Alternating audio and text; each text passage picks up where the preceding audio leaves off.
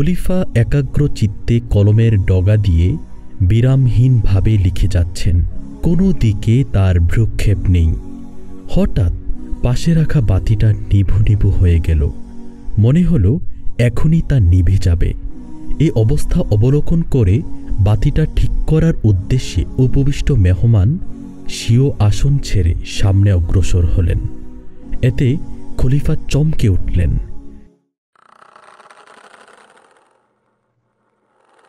আসসালামু আলাইকুম।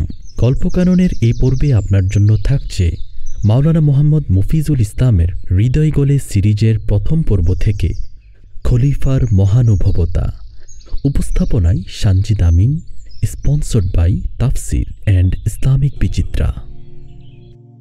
নিঝুম রাত, চারদিকে অন্ধকার, কোথাও কোনো সাড়া নেই, শব্দ নেই। সবাই ঘুমের ঘোরে সম্পূর্ণ অচেতন। নীরব নিস্তব্ধ অমানিসার এই অন্ধকার রাতে ছোট্ট একটি প্রদীপ জ্বালিয়ে কাগজের বকচিরে খসখস করে কি যেন লিখে যাচ্ছেন খলিফা ওমর বিন আব্দুল আজিজ। পাশেই উপবিষ্ট ছিলেন একজন মেহমান। খলিফা একাগ্র চিত্তে কলমের ডগা দিয়ে বিরামহীনভাবে লিখে যাচ্ছেন। কোনো দিকে তার ভ্রুক্ষেপ নেই। হঠাৎ পাশে রাখা বাতিটা নিভু নিভু হয়ে গেল। মনে হলো এখনই তা নিভে যাবে। এই অবস্থা অবলোকন করে বাতিটা ঠিক করার উদ্দেশ্যে উপবিষ্ট মেহমান স্বীয় আসন ছেড়ে সামনে অগ্রসর হলেন। এতে খলিফা চমকে উঠলেন। সাথে সাথে তিনি মেহমানকে এই বলে নিবৃত্ত করলেন যে মেহমানের দ্বারা কাজ করানো ইসলামী সৌজন্যবোধের সম্পূর্ণ পরিপন্থী। একথা শুনে মেহমান অবাক বিস্ময়ী খলিফার দিকে তাকিয়ে রইলেন। কিছুক্ষণ তার মুখ থেকে কোনো কথা বের হলো না। তিনি নীরবে দাঁড়িয়ে রইলেন। অবশেষে সম্বিত ফিরে পেয়ে বললেন, তাহলে আপনার খাদেমকে একটু ডেকে দিই। খলিফা তাতেও বাধা দিলেন। বললেন, না, তাকে এখন ডেকে আনা কিছুতেই সমীচীন হবে না, কেননা সে অল্প কিছুক্ষণ পূর্বে ঘুমিয়েছে। অতঃপর খলিফা নিজ হাতে বাতিটা ঠিক করলেন।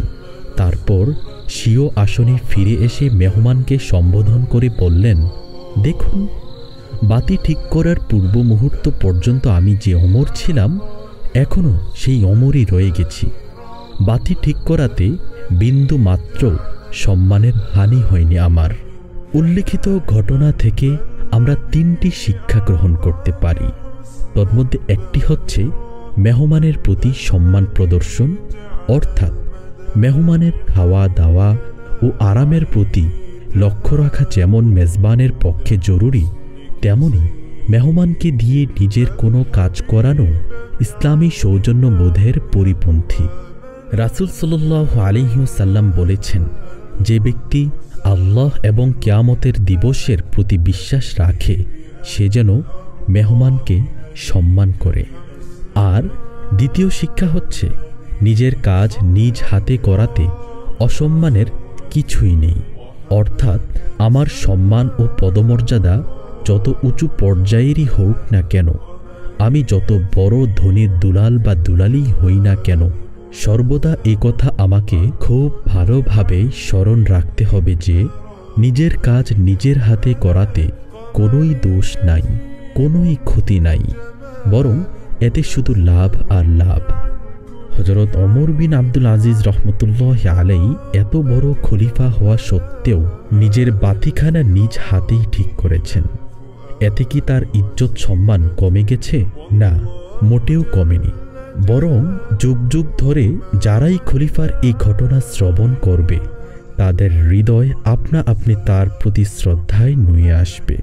তাদের অন্তরের অন্তঃস্থল থেকে এ কথা হয়তো নিজের অজান্তেই বেরিয়ে আসবে। হযরত ওমর বিন আব্দুল আজিজ রহমতুল্লাহ আলাইহি কতই না বিনয়ী খলিফা ছিলেন, কত উদার চিত্তের অধিকারী ছিলেন তিনি।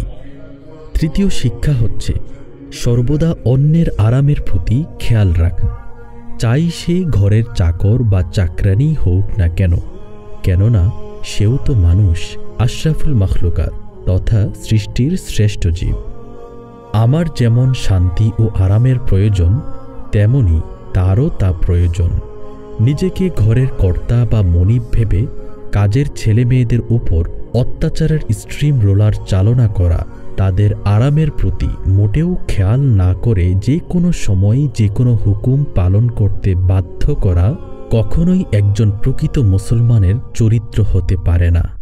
তাই তো খলিফা ওমর বিন আব্দুল আজিজ রহমতুল্লাহ আলাইহি খাদেম সবেমাত্র ঘুমিয়েছে, এখন ডাকলে তার কষ্ট হবে, এ কথা চিন্তা করে তাকে ডাকতে নিষেধ করেছেন।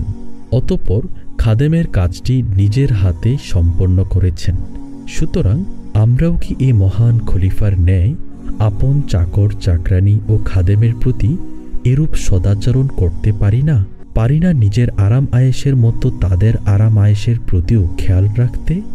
আল্লাহ আমাদের সাহায্য করুন। আমিন।